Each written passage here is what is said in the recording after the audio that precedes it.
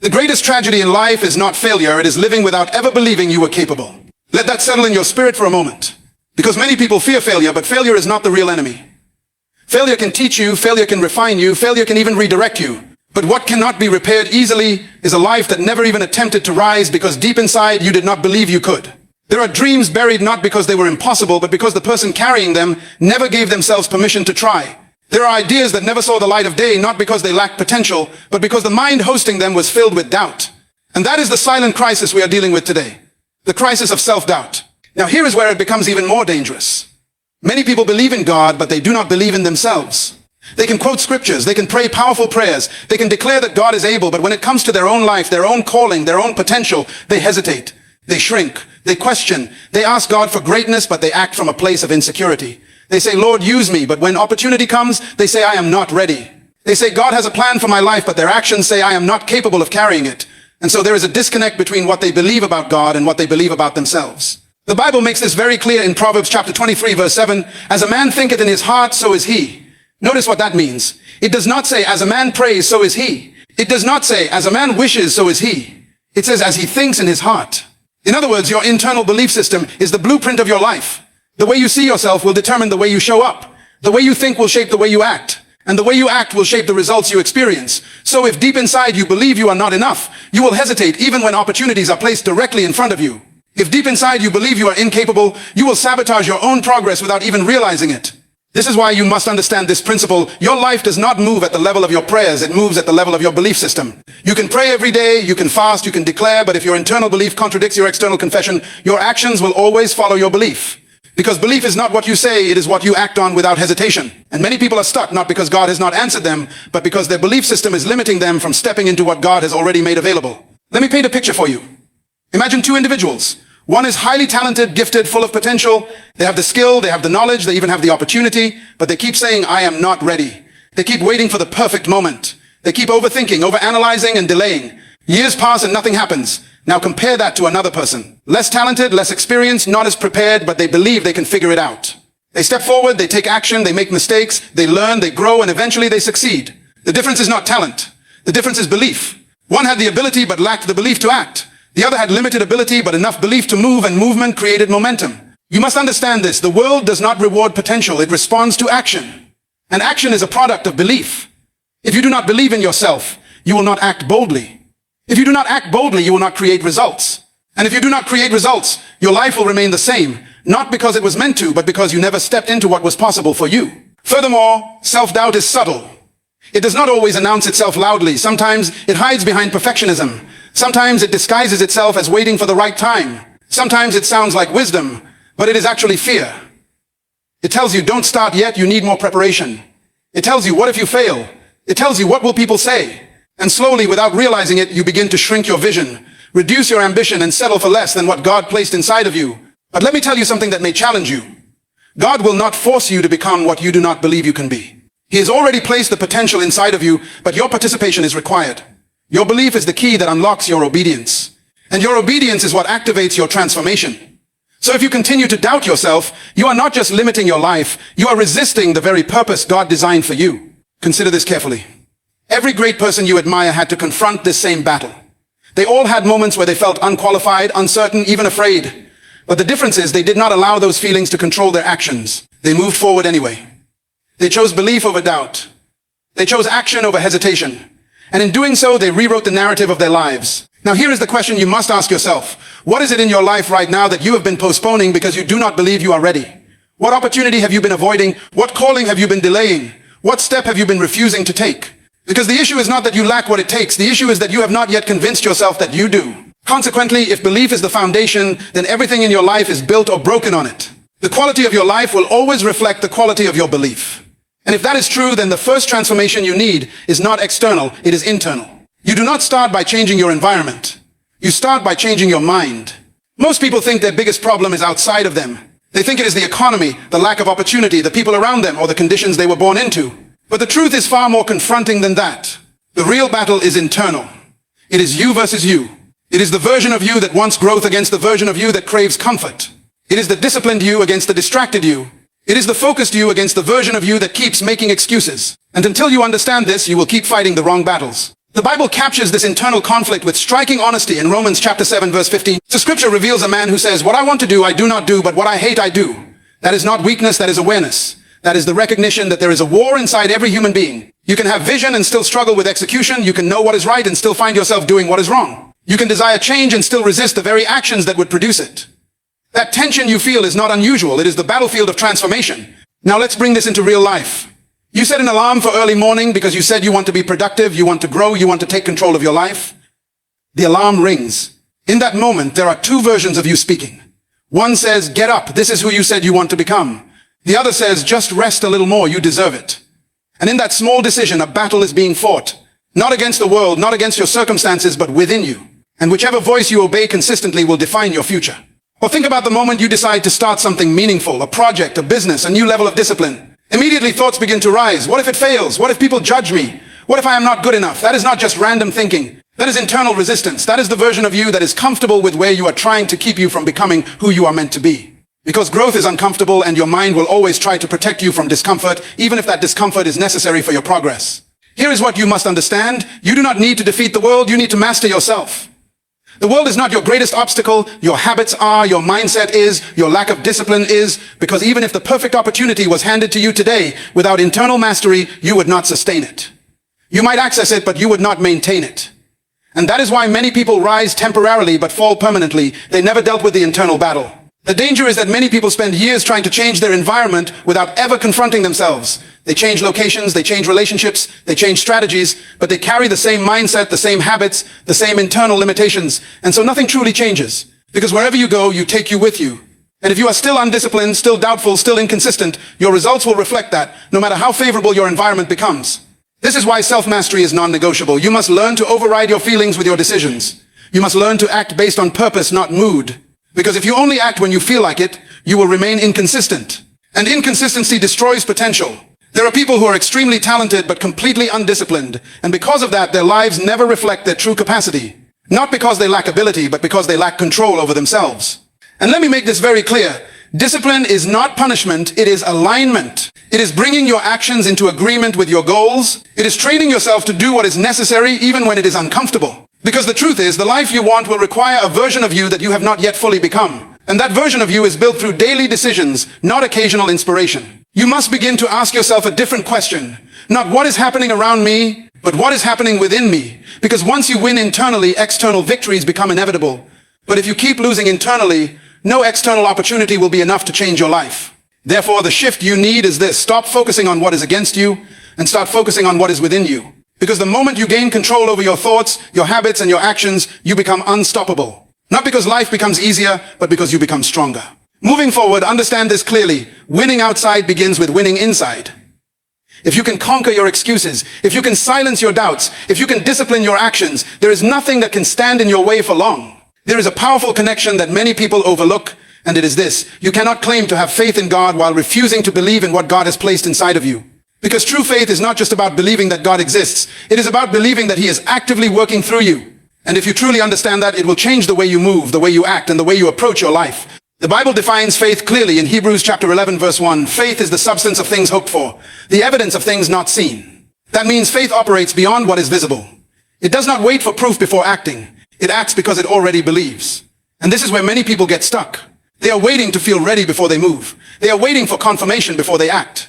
They are waiting for everything to be perfect before they begin. But faith does not operate like that. Faith moves first, and clarity follows. Now here is where this becomes practical. If you say you believe God has a purpose for your life, then your actions must align with that belief. Because belief without action is not belief, it is assumption.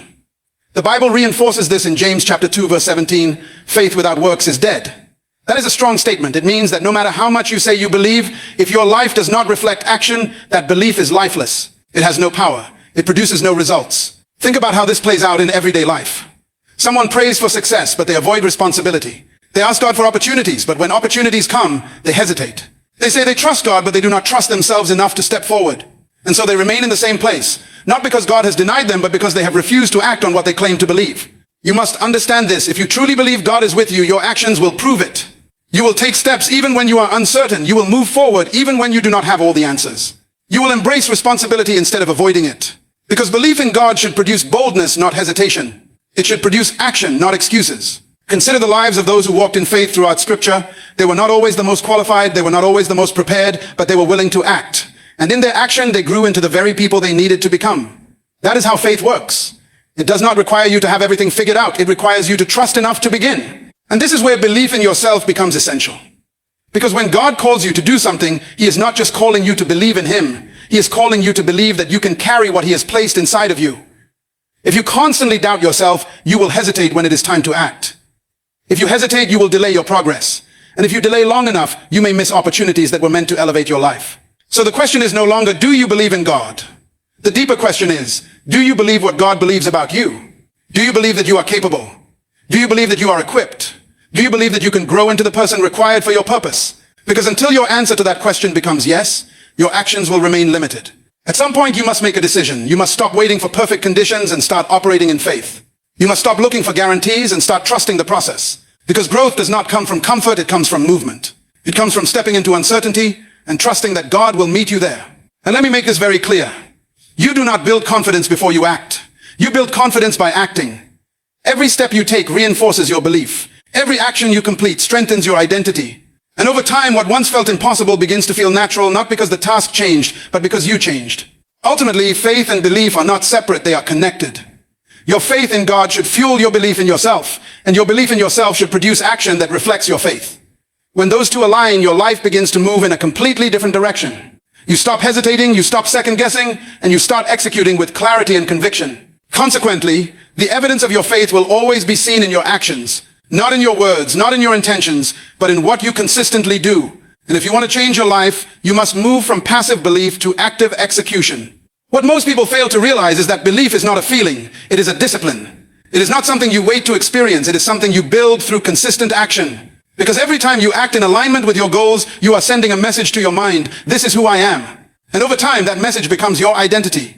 The Bible gives us a powerful model of this in 1 Corinthians chapter 9, verse 24 to 27, where it speaks about running in a race to win and disciplining the body. Notice the language. It is intentional, it is structured, it is demanding. It does not say run when you feel like it. It does not say train only when it is convenient. It says you must bring your body under control. That means there will be moments when your feelings will not agree with your decisions, but discipline requires that your decisions take authority over your feelings. This is where many people struggle. They are waiting to feel confident before they act. They are waiting to feel motivated before they start. But the truth is, motivation is unreliable. It comes and goes. Some days you will feel inspired, other days you will not. If your life is controlled by how you feel, your progress will always be inconsistent. And inconsistency is the enemy of transformation. You must reverse the process. Instead of waiting to feel confident, you act first. Instead of waiting to feel ready, you prepare through action. Because confidence is not the starting point, it is the result. It is built through repetition. It is built through showing up again and again, even when it is uncomfortable, even when it is inconvenient, even when it is difficult. Think about someone preparing for an exam. The more they study, the more confident they become. Not because confidence appeared magically, but because their preparation created evidence. Or consider someone learning a skill. At the beginning, they feel uncertain, even inadequate. But through consistent practice, they begin to improve. And as they improve, their belief in themselves grows. Why? Because they now have proof. This is the principle. Belief grows where effort is applied. If you do nothing, your doubt remains. If you act consistently, your confidence increases. That is why discipline is so powerful. It creates the evidence your mind needs to believe. Now let's make this even more practical. Every time you say you will do something and you fail to do it, you weaken your self-trust. You train your mind to believe that your words do not carry weight. But every time you follow through, no matter how small the action is, you strengthen your self-belief. You begin to trust yourself. And once you trust yourself, your confidence begins to stabilize. This is why small disciplines matter. Waking up when you said you would. Completing tasks when you planned to. Staying focused when distractions come. These may seem like minor actions, but they are building something much bigger. They are building your identity. They are shaping the way you see yourself. And let me say this clearly, you cannot separate discipline from purpose. If you have a vision for your life, discipline is the vehicle that will take you there. Without it, your vision remains an idea. With it, your vision becomes reality. Because discipline converts intention into action, and action produces results.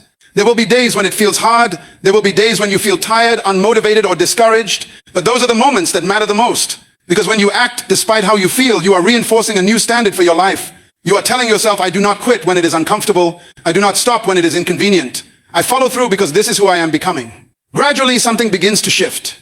What once felt difficult becomes normal. What once required effort becomes habit. And what once felt impossible becomes achievable. Not because the task changed, but because you change through discipline. So if you are waiting for confidence to come before you begin, you will be waiting forever.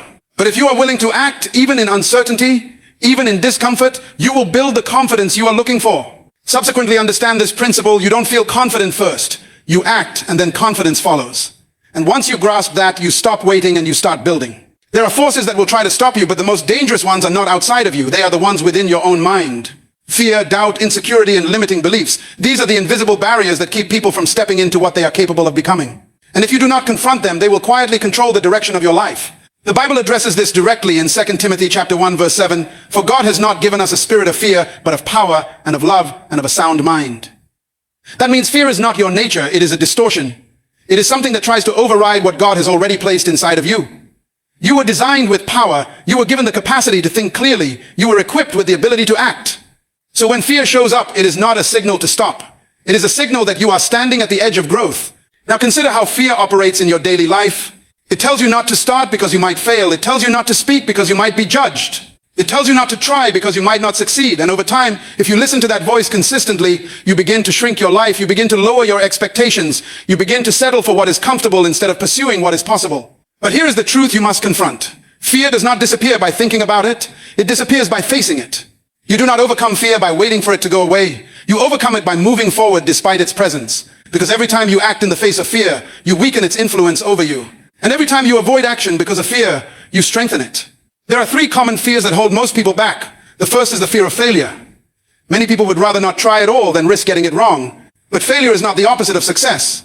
It is part of the process. It teaches you, it corrects you, it refines you. Without it, you cannot grow. The second is the fear of judgment. People worry about what others will say, how they will be perceived, how they will be criticized. But you must understand that people will always have opinions. If you live your life based on their approval, you will never fully step into your purpose. The third is the fear of starting. This is the most subtle one. It convinces you that you need more time, more preparation, more certainty. But in reality, it is just delay disguised as wisdom. To break these limiting beliefs, you must replace them with truth. When your mind says, I can't, you must respond with, I am equipped through God. When your mind says, I am not ready, you must respond with, I will grow as I go. When your mind says, what if I fail? You must respond with, what if I succeed? Because the thoughts you entertain consistently will shape the actions you take. Think about someone who is afraid of public speaking. The first time they stand up, their voice shakes, their hands tremble, their mind feels scattered. But if they continue, if they keep showing up, if they keep practicing, something changes. The fear that once felt overwhelming begins to lose its grip. Not because it disappeared instantly, but because they proved to themselves that they could act despite it. This is how transformation happens. It is not sudden. It is built through repeated decisions. Every time you choose courage over comfort, you are rewiring your mindset. Every time you take action despite doubt, you are strengthening your belief. And over time, the very things that once intimidated you begin to feel normal. You must also recognize that many of your limiting beliefs were not originally yours. They were shaped by experiences, by environments, by the words of others. Maybe someone told you that you were not capable. Maybe you failed in the past and internalized that failure as your identity. Maybe you have been surrounded by people who think small. And without realizing it, you adopted that mindset. But just because a belief was formed in your past does not mean it has to control your future. You have the ability to challenge it. You have the ability to replace it. You have the ability to rise above it. But that requires intentional effort. It requires you to become aware of your thoughts and to consciously choose which ones you will accept and which ones you will reject. Eventually you reach a point where you understand this clearly. Fear is a liar, but only if you confront it. If you run from it, it grows. If you face it, it weakens. And the moment you realize that fear has no real authority over you unless you give it permission, everything begins to change. What you believe about yourself will always determine how you live, how you act, and ultimately what you become. Because identity is not just a label, it is a force. It shapes your decisions, it influences your habits, and it defines your limits. And if your identity is unclear or incorrect, your life will reflect that confusion. The Bible speaks directly to this in Jeremiah chapter 1 verse 5. Before I formed thee in the belly, I knew thee, and before thou camest forth out of the womb, I sanctified thee. That means your identity did not begin with people's opinions. It did not begin with your past experiences. It did not begin with your failures or your environment. It began with God. And if God established your identity, then it is not something you discover randomly. It is something you align with intentionally. Now, here is where many people get it wrong. They define themselves based on what has happened to them instead of what has been placed inside of them. If they failed before, they call themselves a failure. If they were rejected, they see themselves as unworthy. If they struggled, they assume they are weak. But those are experiences, not identities. And when you confuse the two, you begin to live beneath your true potential. You must understand this clearly. Identity determines behavior. If you see yourself as someone who lacks discipline, you will act accordingly. If you see yourself as someone who is inconsistent, your actions will reflect that belief. But if you begin to see yourself as someone who is focused, someone who is disciplined, someone who is called for a purpose, your behavior will start to shift in alignment with that identity. Think about this in practical terms. When someone truly believes they are responsible, they do not need to be forced to act. They act naturally. When someone sees themselves as a leader, they begin to take initiative without being told. When someone identifies as disciplined, they follow through even when it is uncomfortable. Why? Because their actions are no longer driven by external pressure. They are driven by internal identity. This is why transformation is not just about changing what you do, it is about changing how you see yourself. Because if your self-image remains the same, your actions will eventually return to old patterns. You might make temporary progress, but it will not last. True, lasting change happens when your identity evolves. Now consider this. There is a version of you that already exists in potential. A version of you that is focused, disciplined, confident, and aligned with purpose. That version of you is not imaginary, it is what God has already placed inside of you. But the question is whether you will choose to align with it or continue to live beneath it. You cannot outperform your self-image. You cannot consistently act beyond what you believe you are. If deep down you see yourself as limited, you will unconsciously create limits in your life. But if you begin to see yourself as capable, as equipped, as chosen, your actions will start to reflect that belief.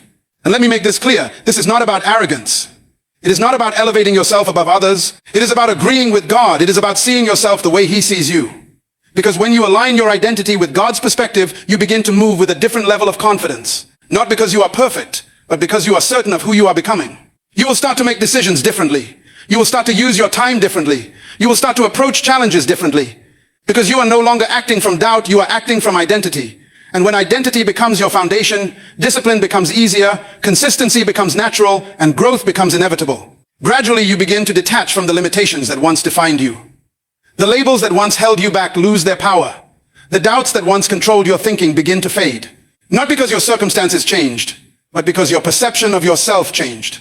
Ultimately, everything comes back to this. Who do you believe you are? Because your answer to that question is shaping your life every single day, whether you realize it or not. And if you want to change your life, you must first change your identity. At this point, everything you have heard begins to demand something from you. Because belief, identity, discipline, all of it means nothing if it does not translate into action. You can think differently, you can feel inspired, you can even see yourself in a new way. But if your daily behavior does not change, your life will remain the same. And this is where many people get stuck. They understand, but they do not execute. The Bible makes this responsibility clear in Ecclesiastes chapter 9, verse 10. Whatsoever thy hand findeth to do, do it with thy might. That is not a suggestion, it is a standard. It is a call to intensity, to focus, to commitment. It means that whatever is in front of you right now, whatever opportunity, responsibility, or task has been placed in your hands, you must approach it with everything you have. Not halfway, not occasionally, but fully. Now here is the reality. Execution requires structure. It requires that you take control of your time, your energy, and your attention. Because if you do not, distractions will do it for you. And we live in a world where distraction is constant. There is always something competing for your focus. There is always something pulling you away from what truly matters. And if you are not intentional, you will spend your days busy but unproductive, active but not effective. You must begin to ask yourself, how am I using my time? Because time is the one resource you cannot recover. Every day you delay, every hour you waste, every moment you spend avoiding what matters is a moment that cannot be reclaimed. And the danger is that time does not announce its departure. It moves quietly. Days become weeks, weeks become months, and before you realize it, years have passed without significant progress. Execution also requires focus. You cannot do everything at once. You cannot chase every opportunity. You must learn to prioritize. You must decide what truly matters and give your energy to that. Because scattered effort produces scattered results, but concentrated effort produces progress. Think about someone who says they want to change their life, but they are constantly distracted. They start something, then stop. They move in one direction, then switch. They commit, then withdraw. Over time, they become frustrated not because they lack potential, but because they lack consistency. And consistency is what turns effort into results. You must eliminate the habit of waiting for perfect conditions because they will never come. There will always be challenges. There will always be uncertainty. There will always be reasons to delay. But if you keep waiting, you will never start. And if you never start, you will never grow. The truth is simple but demanding. Belief without execution is delusion. It creates the illusion of progress without the reality of it. It makes you feel like you are moving forward when you are actually standing still. And the only way to break that cycle is through action. Start where you are. Use what you have. Do what you can. It may not be perfect. It may not be impressive, but it will be movement. And movement creates momentum. The more you act, the clearer things become. The more you engage, the more you learn. And the more you learn, the more effective you become. You must also learn to take responsibility for your outcomes, not in a way that condemns you, but in a way that empowers you. Because when you take responsibility, you take control. You stop blaming circumstances, you stop making excuses, you stop waiting for external change, and you begin to focus on what you can do right now with what you have. This is where your life begins to shift. Not when everything around you changes, but when you decide to show up differently. When you decide to give your best effort consistently. When you decide that your actions will reflect your belief. Eventually, results will follow. Not instantly, not always in the way you expect, but they will come. Because consistent action always produces something. And if you stay committed, that something will become progress, and that progress will become transformation. From this point onward, understand this clearly: what you do daily matters more than what you intend occasionally. Because your future is not built on what you plan, it is built on what you execute. There is a stage where many people begin well. They take action, they build momentum, they see small results, but then something happens. They slow down, they become discouraged, they lose consistency, not because they are incapable, but because they did not develop the strength to continue. And this is where persistence becomes the deciding factor between those who start and those who finish. The Bible speaks with clarity on this in Galatians chapter 6 verse 9, and let us not be weary in well-doing, for in due season we shall reap if we faint not. Pay attention to that last part, if we faint not. That means the reward is not just based on effort, it is based on endurance. It is not enough to begin, you must continue. It is not enough to try once, you must remain consistent long enough to see results. Now this is where reality must confront expectation. Many people want quick results. They want immediate change. They want visible success in a short period of time. But growth does not work like that. Transformation is a process. It is built over time through repeated effort, through consistent discipline, through showing up even when nothing seems to be changing. Think about a seed planted in the ground. For a period of time, there is no visible sign of growth. Nothing above the surface. And if you are not patient, you might assume nothing is happening. You might become frustrated and stop nurturing it. But beneath the surface, something is taking place. Roots are forming. Strength is being developed. Foundation is being established. And when the time is right, what was hidden begins to appear. This is how your progress works. There will be seasons where it feels like your efforts are not producing results. You are working, you are disciplined, you are consistent, but nothing seems to be changing. And in those moments, the temptation is to stop, to question whether it is worth it, to doubt whether it will ever pay off. But this is where persistence becomes critical. Because the moment you stop, you interrupt the process. You cut off the growth that was already taking place. You walk away just before the breakthrough, and this is why many people remain stuck, not because they are incapable, but because they quit too early. You must shift your mindset from seeking immediate results to committing to consistent effort. Because success is not built on intensity, it is built on consistency. It is not about doing something great once, it is about doing the right things repeatedly over time. Consider someone who begins a new discipline, whether it is studying, building a skill, or developing a business. At the beginning, progress feels slow. Results are minimal. But if they remain consistent, something begins to change. Their understanding deepens, their efficiency improves, their confidence grows, and eventually what once felt difficult becomes manageable, and what once seemed impossible becomes achievable. This is the power of persistence. It compounds your effort. It multiplies your results. It turns small actions into significant outcomes over time. But it only works if you stay committed. You must also learn to push through discouragement. Because there will be moments when you feel tired, when you feel frustrated, when you feel like giving up. That is part of the process. But those moments are not signals to stop. They are opportunities to grow stronger. When you continue despite discomfort, you are building resilience. When you push forward despite doubt, you are strengthening your mindset. And over time, you become someone who does not quit easily. You become someone who finishes what they start. And let me say this clearly, most people are not defeated. They just stop. They stop trying. They stop showing up. They stop believing. And when they stop, their progress stops with them. But if you can develop the ability to continue, even when it is hard, even when it is slow, even when it is uncertain, you separate yourself from the majority. Because persistence is rare. And it is that rarity that makes it powerful. Ultimately, the difference between where you are and where you want to be is not just action. It is sustained action. It is the ability to keep going long enough for your effort to produce results. Finally, understand this. Do not grow weary in doing what is right, because your consistency is not wasted. In due time, it will produce something. But only if you refuse to stop. Everything you have heard now comes down to a single moment of decision. Because information does not transform your life, decisions do.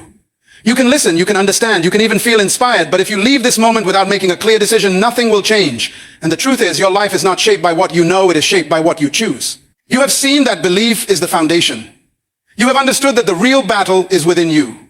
You have recognized that faith requires action, that discipline builds confidence, that fear must be confronted, that identity must be aligned, that execution is necessary, and that persistence is non-negotiable. But none of that matters if it remains theory. It must become practice. It must become your standard. The Bible makes this final truth undeniable in Mark chapter 9, verse 23. If thou canst believe, all things are possible to him that believeth. Notice what that means. It does not say all things are possible to the most talented. It does not say all things are possible to the most connected. It says all things are possible to the one who believes. Because belief is what activates everything else. It is what drives action. It is what sustains discipline. It is what fuels persistence. But belief is not something you claim once, it is something you demonstrate daily. It is seen in how you show up when it is inconvenient. It is seen in how you act when you are uncertain. It is seen in whether you move forward or remain where you are. And so the question is no longer whether belief is important. The question is whether you are willing to live it out. Right now, you are standing at a defining point. You can go back to what is familiar, to what is comfortable, to what requires no change. Or you can step forward into growth, into discipline, into responsibility. And understand this clearly, no one else can make that decision for you. Not your environment, not your circumstances, not even God will force you. The responsibility is yours. So what will you do from this moment? Will you continue to doubt yourself even after everything you now understand? Will you continue to delay even though you know what is required? Or will you decide fully, completely that you are going to align your actions with what you believe God has placed inside of you? Because once that decision is made, everything begins to shift. You stop negotiating with excuses. You stop waiting for perfect conditions. You stop questioning whether you are capable. And you start acting. You start building. You start becoming. You begin to approach your life with intention. You begin to use your time with purpose. You begin to discipline your actions consistently. And as you do that, something powerful happens. You start to see results. Not because something external suddenly changed, but because you changed. And that is the transformation. It is not just about achieving something. It is about becoming someone. Someone who believes, someone who acts, someone who follows through, someone who refuses to settle for less than what they are capable of. At the end of it all, understand this clearly. The one virtue that changes everything is belief in yourself, rooted in God. Not shallow confidence, not temporary motivation, but a deep, unshakable belief that you are capable of carrying what God has placed inside of you. And when that belief becomes your foundation, your life will never remain the same. Now the responsibility is yours. Decide, act, become.